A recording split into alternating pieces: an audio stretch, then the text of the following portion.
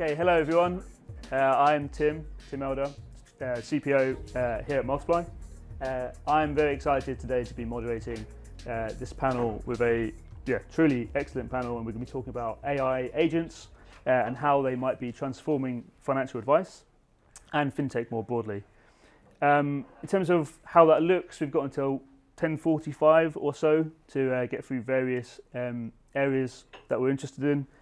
We're going to be talking about why or why not we want to be looking at applying AI agents into this space, how adoption might look from today out into the future, the challenges and opportunities, and then we want to hear about the perspectives of clients, firms, investors, and regulators. We're also going to talk about ethics as well. We're going to talk about if there are any ethical considerations.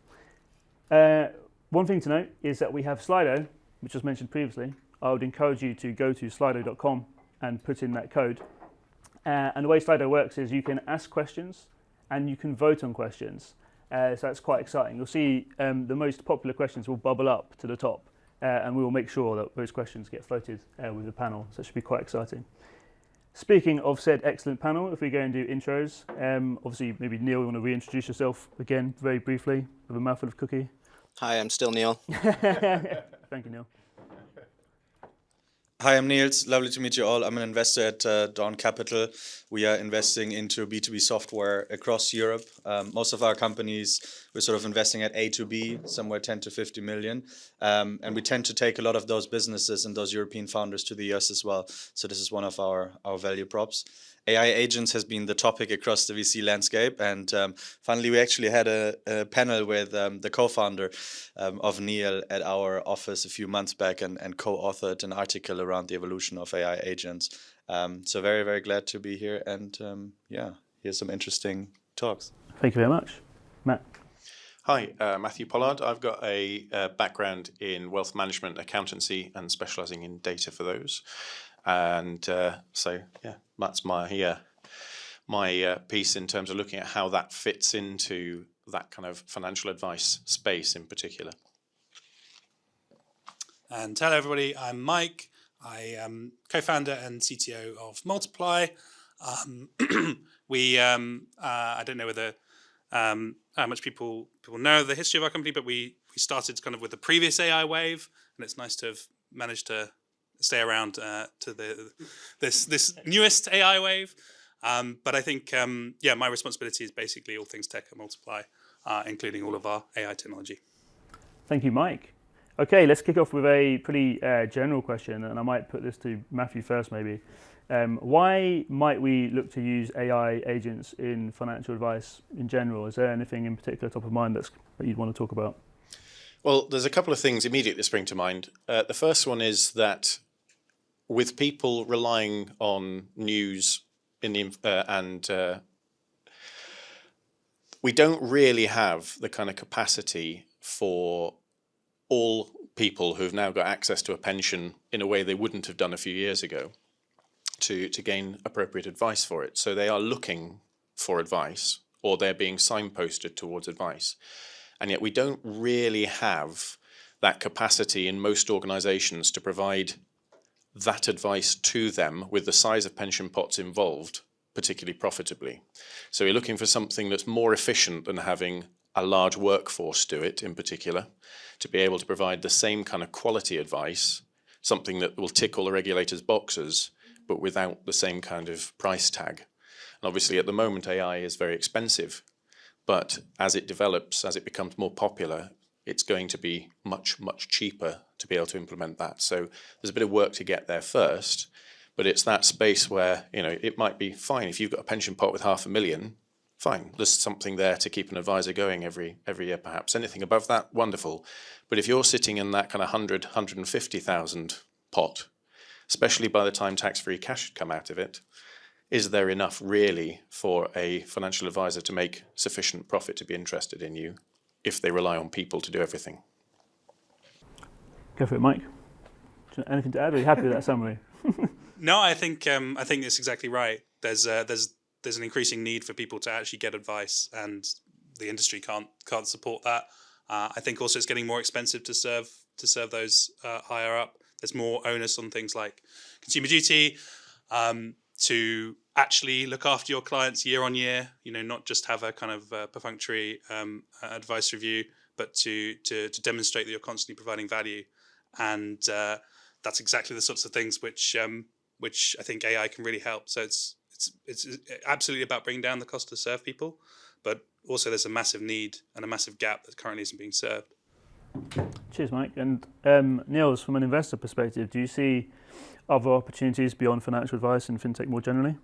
I think looking at the problem, or what's the underlying problem, first principle, it's that we don't have enough time to serve all of customers, right? I mean, if we think about it, people in the room that are in that job, they probably know that 50% of their time they're spending with quite repetitive, mundane tasks where they're having the typing, I love to call it the typing factor, typing away, doing something that could be automated away. And AI agents will help across a variety of your back office tasks or of your front office tasks to make them more efficient. And that's where we see tooling like Gradient Labs coming in when it's around customer success, engaging with your customers, like 11x that are really around outbound and making sure that you have an efficient go-to-market, but also in the back office where you think about accounting, where you're thinking about having complex processes that now all of a sudden you can democratize away with AI agents. And I think that's the interesting perspective, more in general, taking this outside of financial advice to think about service business or like lines where you have a lot of knowledge workers. And how can you make sure that you make their day-to-day more efficient and have them spend time with their customers, high quality time, instead of spending time with repetitive tasks. Great. And I guess like maybe to Neil then, like the interaction you're seeing with humans and these agent systems, are we talking about, front office, back office here with humans interacting with these agents? Is it changing how they're working in that regard, or how else do we see that? Yeah, there's two patterns out there. And at Gradient Labs, we're taking a very strong stance on one of them. So the first pattern is to use agents as a co-pilot. And so that means that the AI's job is to nudge the human to do the right thing. To Niels's point, I don't think that really reduces any meaningful typing time. It's just an extra box that's telling you that you're doing the wrong thing. And the other side of the coin is AI agents that do the work. And it's the human's job to steer it and to make sure that it's doing the right thing. And so in that sense, the new knowledge work is the knowledge work of steering an AI agent as opposed to being steered by one. And that's kind of one of the main things that we think about when building our product in terms of the knowledge work moves from doing the actual work to being the manager, so to speak, of the work, reviewing, quality assurance, identifying issues, fixing them. And in that sense, one human can do arguably the work of hundreds otherwise. Awesome. Well, maybe a question then to Matt off the back of that is whether do you see that being rolled out to wealth and advice firms without much resistance, or do you think there's something that needs to happen there to enable that type of transformation? I think the first thing is an education piece, because people running organizations like that are busy. We were just talking about this, that actually very often wealth management firms are run by practitioners, and those practitioners still have clients. So they have very limited time on top of looking after those clients to spend focusing on the business and where to take the business, etc. And then on top of that, they've got to learn about emerging technology. They've got to learn about things that again, they've got lots of different hype. They're hearing good stories, they're hearing bad stories. Which direction are they going to go in? So I think we will see it, but we'll see it, I think, start with the organizations who are prepared to trial it, who are prepared to let someone in the organization run it, see what happens, and then it's going to be a question of kind of domino effect of, well, these firms are doing it, it is working, they're talking about it, they're saying how wonderful it is, and therefore their networks of people they trust. But the question is, it's where each domino falls on that. It's just that question of when it gets to each firm and how quickly that spreads. But I think the ones who go all in straight away, try to do something without thinking it through, are going to struggle. They're going to be very disappointed, and they're probably going to have a knee-jerk back to what they were doing before. The ones who are prepared to trial it, prepared to learn those new skills that Neil's talking about, to coach it, to manage it, and then roll it out efficiently, are probably going to do really well with it.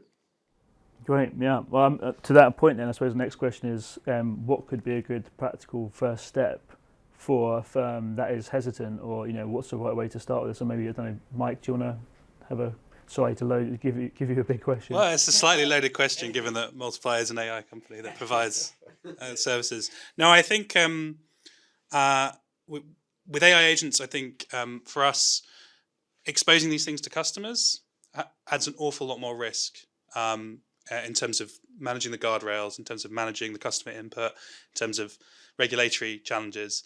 And a lot of that is bypassed by initial adoption for kind of back-end processes, where that the people who are entering information into these agents are at least on your payroll. They have responsibilities. They have a role within your organization. And I think that while there's a lot of kind of really exciting demos of kind of user-facing chatbots, actually a lot of the big take-up initially is going to be on the back end, where stuff isn't going directly out to customers. It's going through a filter, and where you have, I guess, humans in the loop to manage and pick up mistakes as they happen. I think over time, guardrails are going to get better. We're going to get more of a sense of the areas of risk. At the moment, obviously, we can stand up and we can point to all these examples Neil did earlier of different kinds of hallucinations and confabulation and the way that those have problems. But what I think is really missing is quantifiably, what is the monetary risk to a business, therefore, of having one of these things as a chatbot? Like, how much are you risking? What are the areas of what is your kind of exposure? And that's something that we won't really have until we have, I think, bulk data on real user interactions and a sense of the performance of the guardrails at scale. So yeah, I think backend will be first. In fact, it's already, there's a lot of tools already out there, and gradually as we improve the technology, I think we'll see more and more consumer uses. But I wouldn't expect companies to rush to those, given the challenges. And maybe Neil, about practical first steps more broadly. Do you have a take on what you see people doing first with this type of technology? Yeah, I'm a big fan of the banking mindset when it comes to risk. So broadly, risk is the likelihood of something bad happening times the impact of that bad thing happening. And so clearly within that simple equation, there's a way of navigating risk-based decision-making. And so effectively, those two things combined, what is the likelihood of a bad thing happening if we automate this back office procedure, this type of conversation, this sort of task, times the impact of that bad thing happening.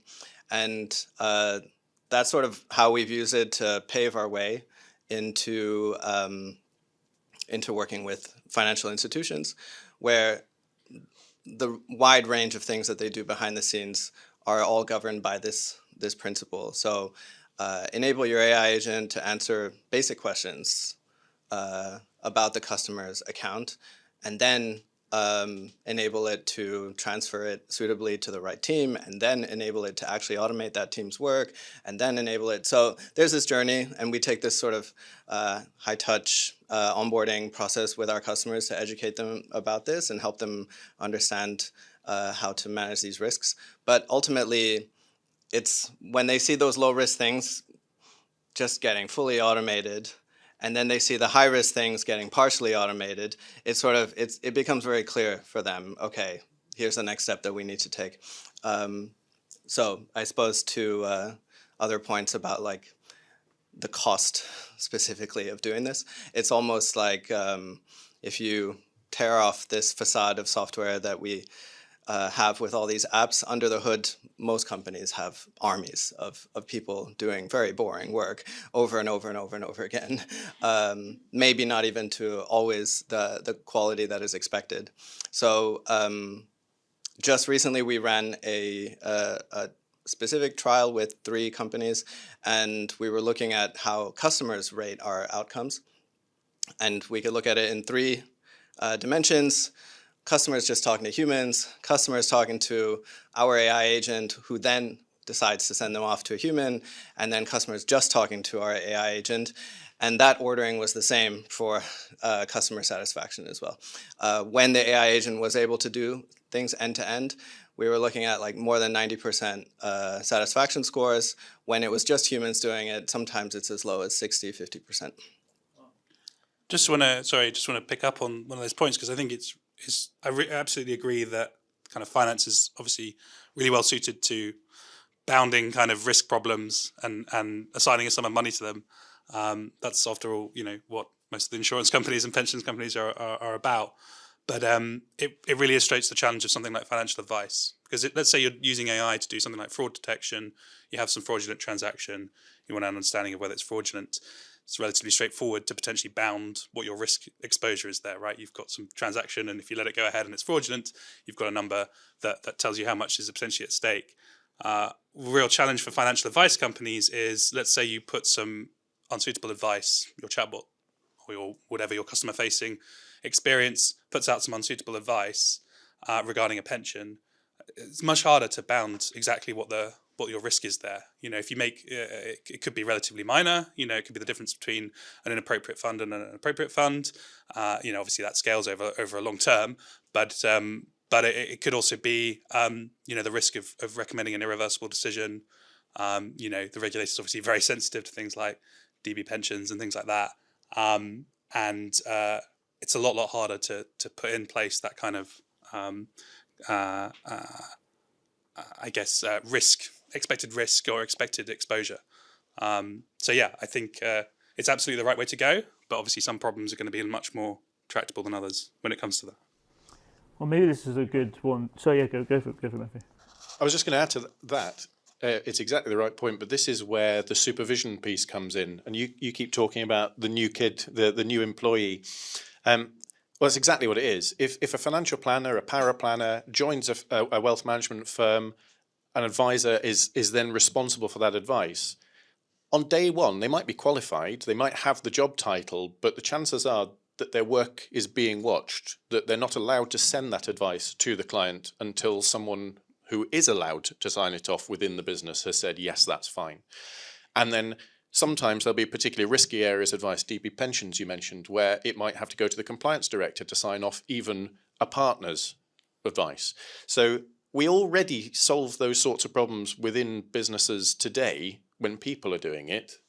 And you said, what would people do? So follow the same principles. It's just that supervision piece.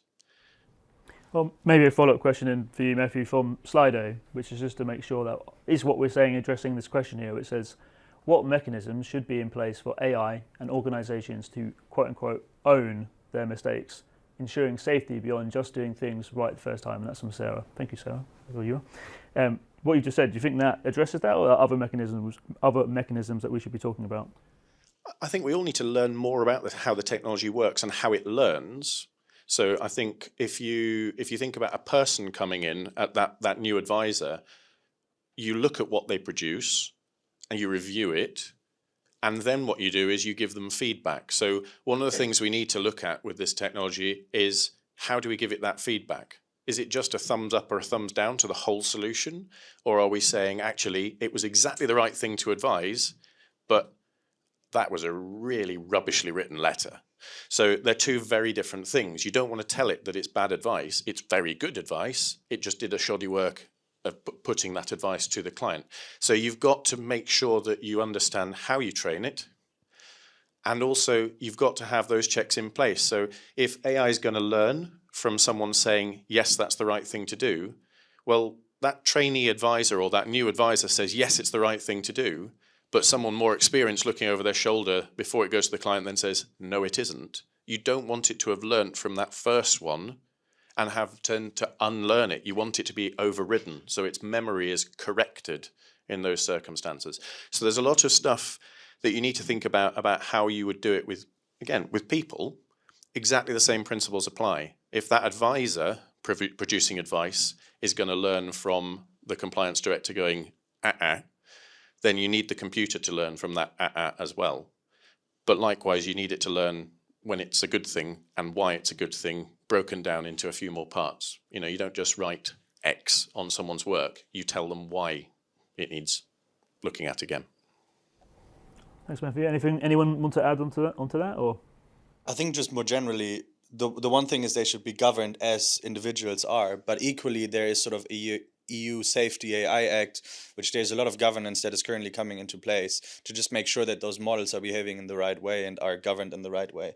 I think from an investor perspective, it's actually quite interesting to see the whole infrastructure and how many new technologies are being put into place specific for AI. So in the LLM ops pipeline, it's from pre-production where you have red teaming on models, post-production where you have prompt injection, firewalls in place, where you have sort of monitoring in place and governance in place. And that's where we see a lot of interesting companies coming up. But bottom line, what we just observe when we speak to execs is less than 20% of models and applications are actually being put into production. So there's still massive hesitance because of exactly that fact. You don't want to expose your agent that you've built internally yet to your customer. Perhaps because we've all seen the DPD case where the agent was swearing at the customer, or Air Canada, where all of a sudden the customer was able to book business and first class tickets by getting money refunded. All those sort of things is what people are still worried. But there's more and more technology being put into place, and or out of the box technology that you can buy, where you can rest assured that technology will be governed. Awesome. Hey, I guess like as a kind of to zoom out a bit into like broader theme of like adoption, I think maybe a question for Neil and a question for yourself, Nils. So Neil, first you mentioned kind of it being quite high touch to onboard people at the moment. Is that something you see being true for a long period of time, or do you see it becoming more off the shelf as time goes on? I think right now it's quite high touch because of the education piece. And so teaching someone how to think about working and plugging into an AI agent. So it's high touch for us, not because of any sort of technical integration or anything like that. That's just classical software, and it's a one-click experience as much as we can have it. So it's more about managing the company's risk appetite and paving the way with them. So over time, well, I'm in two minds. I hope that over time it becomes easier. Right now, to the point from the other side of the panel, we have seen it a few times that there's an urge and a rush to adopt these things, and then small sign of mistakes and a rush backwards. And so we're sort of in this critical time period of this technology's adoption where mistakes can cost us as an industry dearly because it sets us back. And everyone, like now is worried about their brand being the next headline for an AI mistake. I guess the question then to Nils is, do you see like a difference in adoption in certain sectors, like obviously financial advice, but in fintech more broadly, or any other sector that comes to mind? Yeah, I was just about to talk about that because there was a question actually up there saying that I think financial advisors are very, what was it? Something like old school institutions. I think there's a lot of different ways of why companies or in industries people are adopting. And I think currently what we see is legal, for instance. It's an industry where people are adopting massively. And why is that? Because it's extremely rule-based. And people actually know, is it a fact, is it true or not? There's some other industries where people are adopting a little bit less. But I think outside of just industry by industries, it's more around the use cases that you see adoption for, rather than just saying this is an industry that likes AI agents or not, or this is an industry that's sleepy. Legal is probably the most sleepy industry you would think of, and it's one of the industries that is most adopting the use cases, as they are very fit for purpose, essentially. And just to break that down, when you say they're fit for purpose, you're saying it's because it's very rule-based. You can sort of use it in your day-to-day. You can essentially cut down time massively. I just spoke to a non-executive advisor that is also advising on a legal side, and he said, typically I prepare 6 hours, and now it took me 15 minutes, and I actually know that those paragraphs are correct. So that's just a massive improvement, right? And the cost of that person's time is going to be it's going to be a massive impact, bottom line. And I think you see that all of those, with ChatGPT and sort of the sensibilization of AI, people are using it on a day-to-day basis. All of us in this room will have used Chat or Claude or some form of AI at this point, right? We just don't necessarily know how we are going to bring this into our work life and our day-to-day and into our processes that we are running. Some of us will have a window open with Chat or Claude and will prompt, but it's not necessarily integrated into the day-to-day use case or into some processes that we're running. And I think that step is the important step. That's why sort of it's always important. And the hard bit is to translate those requirements, those human use case, business-specific requirements into software requirements or agent requirements. I think that is the bit that is going to be the real deal that needs to be broken down in the next couple of years. Awesome. Cheers, Nils. Right, I might take another question from Slido. Given that we've been talking about stuff in the back office and front office and whether it's facing internal team members or facing customers, so I'll take this one from Chris Hudson. Will the evolution of LLMs mean that the general public will begin to trust them more for complex tasks, including financial advice?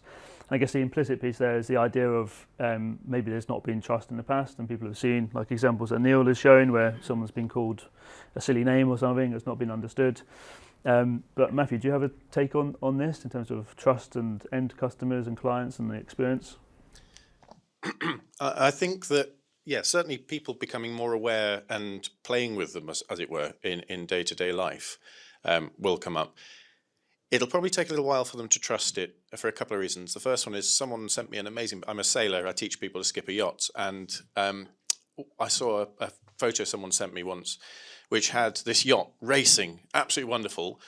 But if you looked at the water, the wind was coming from completely the opposite direction from where the sails were. There was no tiller or wheel, so you couldn't steer the thing. And the racers who were trying to keep the boat upright were sitting somewhere over a wave a few feet away from the boat. So there will be cases where we expect too much of it and where things upset. Now, RAG, which Neal talked about earlier, where you allow an LLM to look at specific information from your organization, from your industry, etc., helps. So the idea that, for example, in professional services, you tend to use the word client very often rather than customer or whatever. That's one example. So you'd see the word client will appear an awful lot in that documentation, but it won't necessarily form quite such a high percentage of things out in kind of general consensus. So a lot of the time it's about finding the specific words as well. Certain words mean certain things in certain industries. So ChatGPT on its own, going in, typing, say, write me a letter for this, there's going to be a certain amount of work to amend it to make it industry specific. But where technology providers are using those same models, are able to use all of that hard work, but allow it to access information that's specific to an industry, that will start to improve trust. So yes, I think the public will start to trust it more, but I think only where specific tools come out to do it. Because if you ask for something, I mean, there was one point where if you'd have asked ChatGPT who owns Tesco, it would have come out with my brother. So obviously there is a point at which there's so much information that's available to these LLMs in general use that you just cannot rely on. So it's about making it specific, which is what Vivek started with earlier today. If I may just add, I think super interesting question. LLMs will evolve over time. Financial advice is complex in itself. And if we think about the use case, I know a lot of my friends that are actually typing into Chat or Claude, what does this and this and this and this mean? People will use it for education as a natural use case to break down this complexity and understand what this plethora of information actually means for them. And I think that's quite helpful for them. And again, it's probably quite rule-based in that sense because there's this product and this product does this. And the LLMs have been fed the product information over time and have sort of seen how those financial instruments work. So in that perspective, I think that people will use it quite frequently. But then the financial advice tailored to your own risk appetite, tailored to your own financial situation, I think it needs more context about you as an individual. So then the question is, how can, again, startups, companies in the space tailor that and combine those two things with whatever reg, or just applying as much context as you can to on top of those models? Yeah, my perspective on this is probably driven by the fact that when we were a B2C company and we offered financial advice to customers, it wasn't LLM powered then. It was much more deterministic. So in some senses, I guess it was a lot maybe more trustworthy than current approaches, which have things like hallucinations and things like that.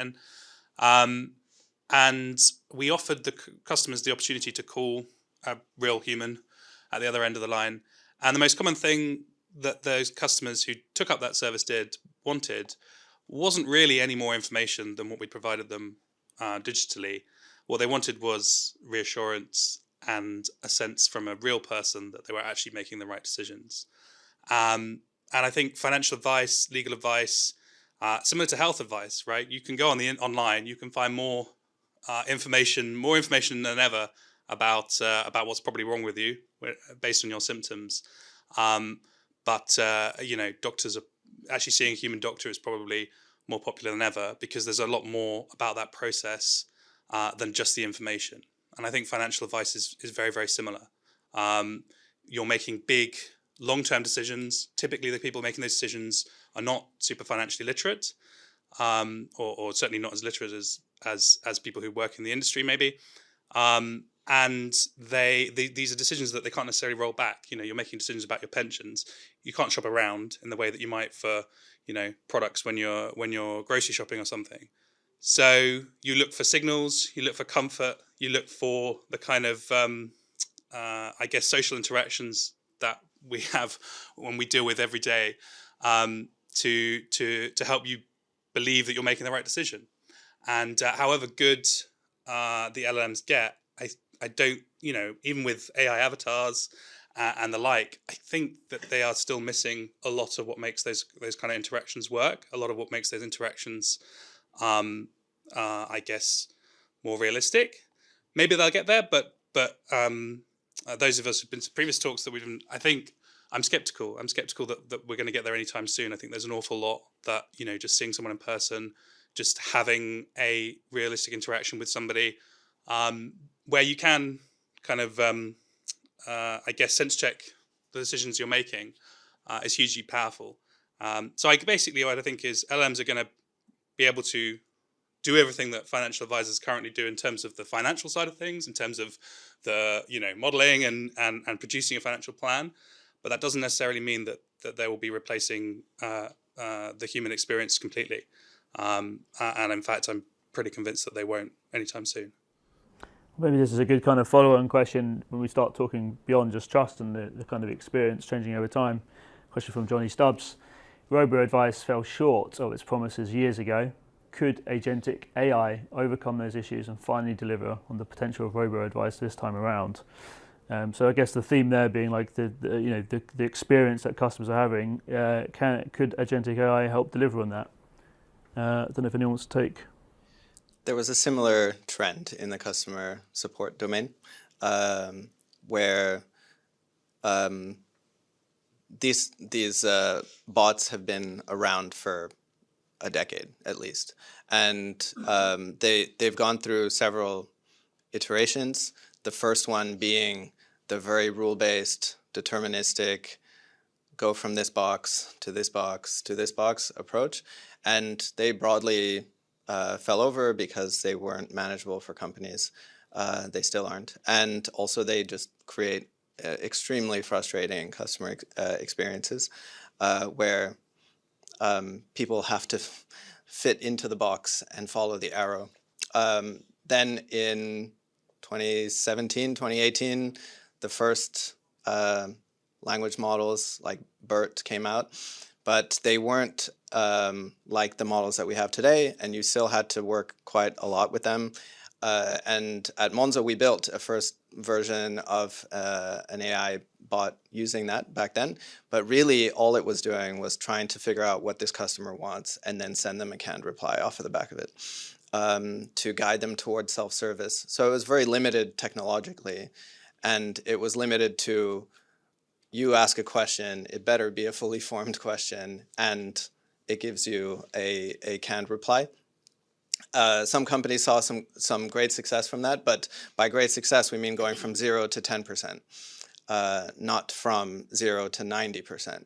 And so this is where AI of today is now the new thing and does hold this promise, because you're no longer constrained to forcing customers through deterministic workflows.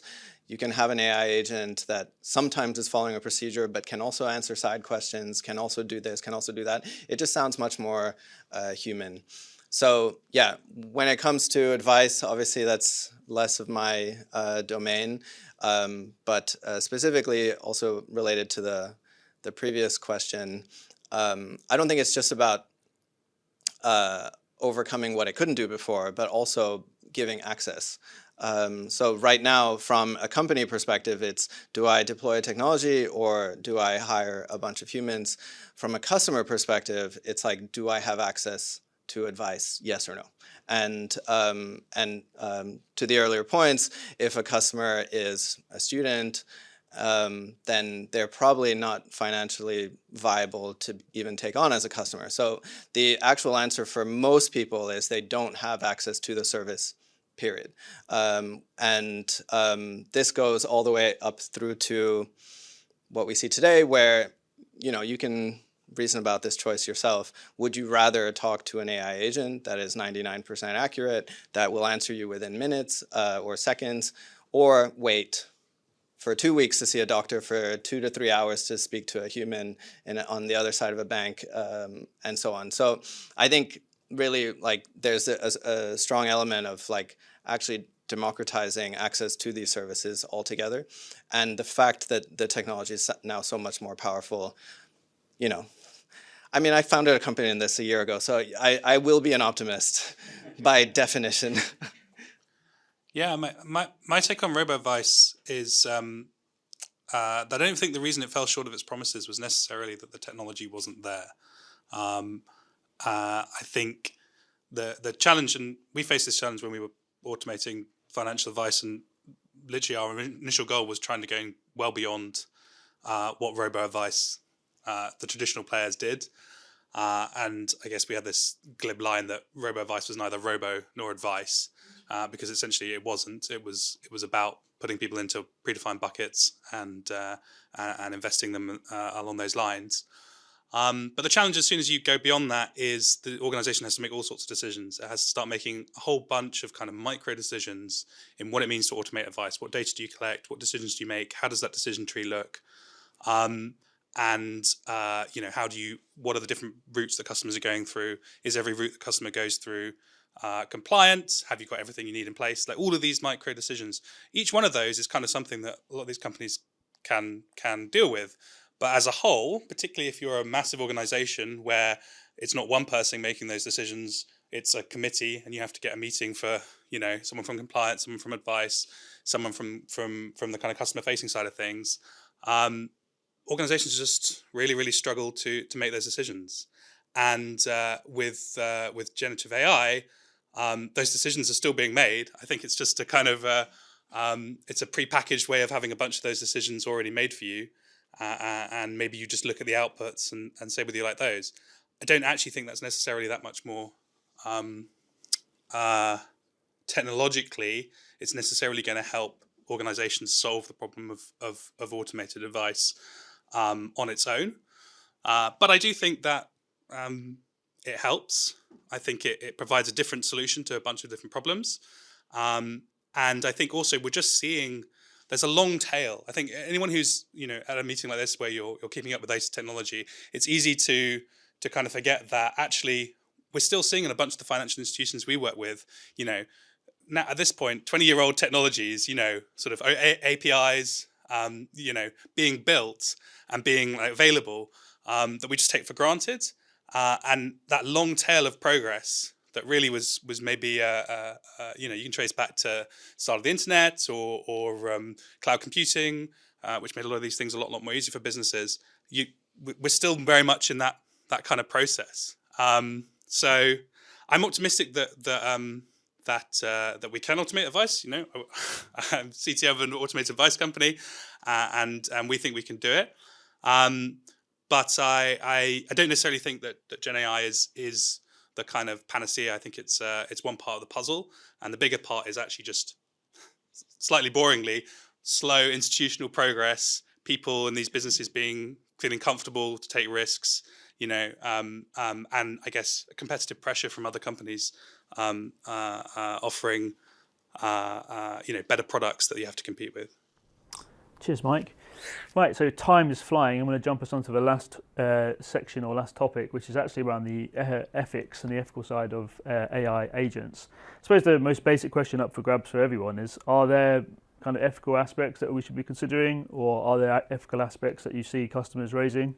Does anyone want to take that? Go for I Nils. think I'll pass that to the experts that are actually building the field and speaking to customers. Go for it, Matthew. Sorry, it's a hot potato. Well, I think the key really is that we are still talking about the same point made originally, that this is a new employee. So if you always go back to that, you always go back to the fact that this is a person. Now, I would argue that you don't need to be a neuroscientist and a psychologist with decades of experience in order to line manage a person. So what's the difference with this? It's just that the skills for doing it are slightly different. The main thing really is it's about why you're implementing it, what you're aiming to do, and is your priority literally to get everybody through something, invested, make some money on them, almost blow the consequences, or is your aim to refine a process, make it more efficient, etc.? And are you considering all those points about what can go wrong? How likely is it to go wrong? So as long as you're taking a sensible risk-based approach and you are thinking about what it can hurt, and at the end of the day, as you said, this is talking about people making decisions that could affect the rest of their lives, potentially inheritance for their offspring and their offspring. You know, we could be talking about something that could have an impact for 200-300 years. No, it sounds silly, but it could be 200-300 years off the back of a bad piece of advice. Could be a difference in how much money's involved. So as long as you are thinking about the same sorts of points you would if a human were doing it, how are you rewarding it? It doesn't come into it in the same way, but how are you rewarding the people who are supervising it? How are you rewarding the people running the organization who are supervising the people who are supervising it? All those things still come in. So ethically, it's all about motivation and supervision, I would say. Why are you doing it, and how are you making sure that the outcome is going to be good for the person ultimately at the other end of it? Yeah, I think the great thing about financial advice as opposed to some other areas in finance is that I think when you provide a great service, it can genuinely be win-win, you know, for the advisor and for the customer. You know, things like credit and things like that, there can be a lot more tension, I think, between what the company wants and what the customer wants. But that said, I think, you know, we speak to a whole range of advice firms, and we work with some really fantastic advisors. I think where we've seen advice firms that we kind of don't really want to work with are where they just see themselves as kind of salespeople for an investment package that they have on the books. Obviously, you know, you can make a lot of money doing that. You can run a very successful advice business. But I think, you know, with these kind of technologies, you're going to get led into trouble. And you're probably going to find, you know, that you're going to start making the wrong decisions about adopting this kind of technology if you do it with that in mind. I think genuinely approaching things like the customer's in the room, like you are actually trying to find the best outcome for the customer. That's always how we've approached our kind of, I guess, regulatory duties, but also just how we look at the technology. And, you know, it's not that we never make mistakes, but I think that you're much more likely to be guided in the right direction in terms of, you know, producing something that you know, has the right motives at its heart and produces the right outcomes for customers. I do think that the technology, we kind of have to learn from previous, I guess, sort of technological breakthroughs. I really think that there was an attitude with the kind of rise of social media that because the technology we're playing with these days, it wasn't like, you know, the 20th century where we were playing around with uranium and you know, atomic physics and things like that, that, you know, the harms of those things were kind of very obvious.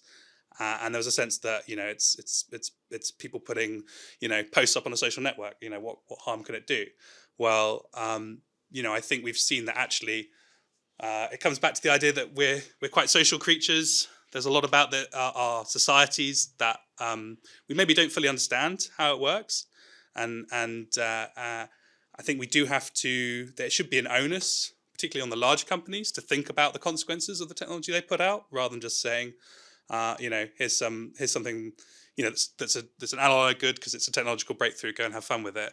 I think there should be pressure on those companies to think about things, and I think the right way to do that is genuinely having kind of user perspectives at the heart of all your technical decision making.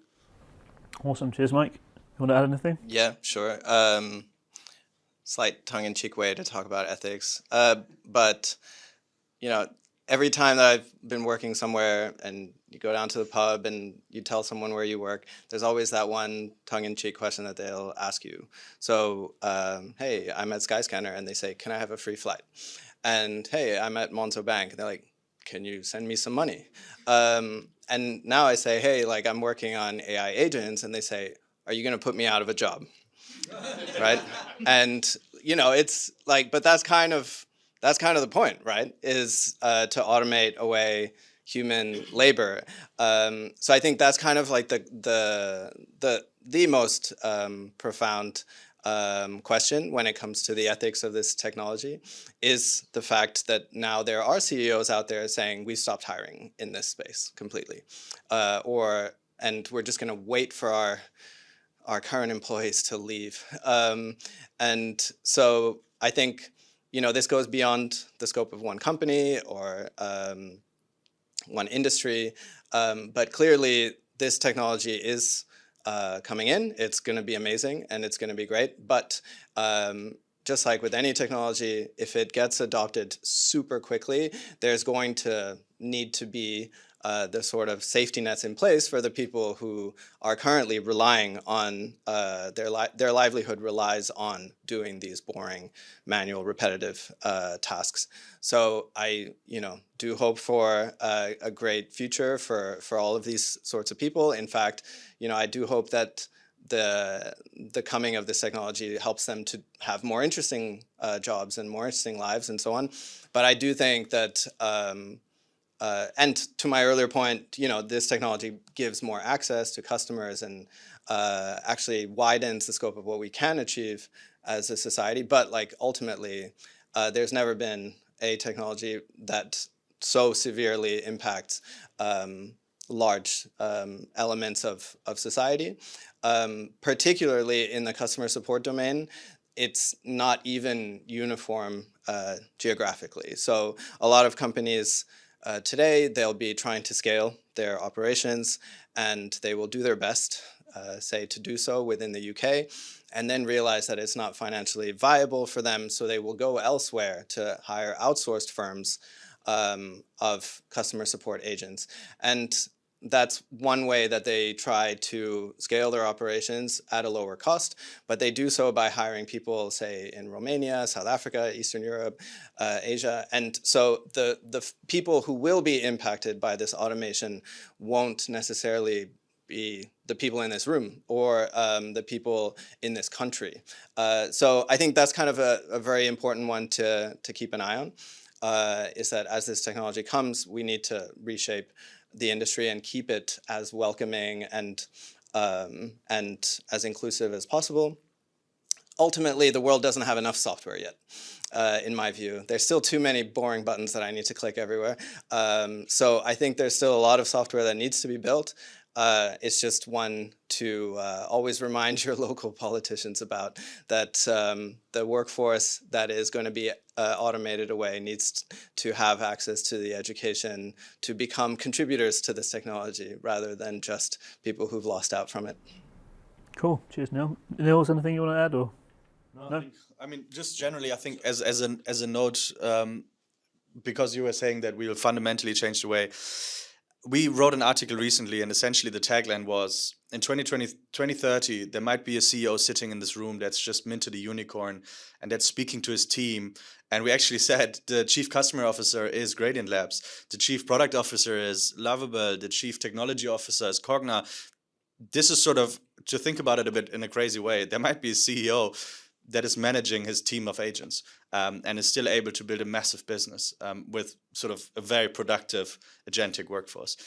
So that's just the future thinking. Cool. Cheers, Nils. Right, so time flies when you're having fun. I think that's all we've got time for today. So round of applause for the panel. And I'll hand back to Vivek.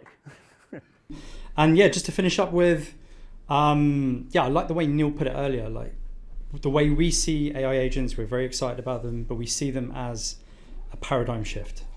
I think we've all really appreciated, enjoyed, and got excited and inspired by what we've seen with LLMs to date.